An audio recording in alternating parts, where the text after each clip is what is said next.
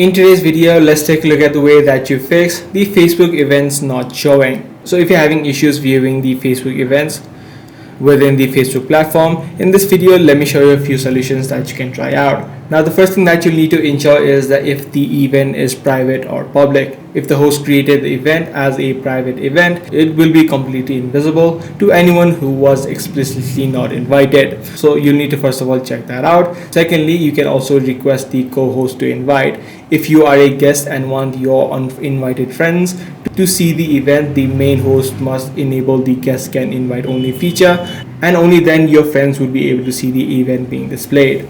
Now, if none of these solutions are working out for you, and if none of these are the cases with you, then what you can do is try to clear the app cache, or what you can also do is just uninstall Facebook from your device and then again re-download it. Sometimes what happens is bugs cause these sort of issues. So once you have the latest version, the updated version of Facebook, all of these bugs which might be causing this issue should also be fixed. So these are the few solutions that you can try out in order to fix the Facebook events not showing. If this kind of video was helpful to you, be sure to subscribe. I'm gonna see you in the next one.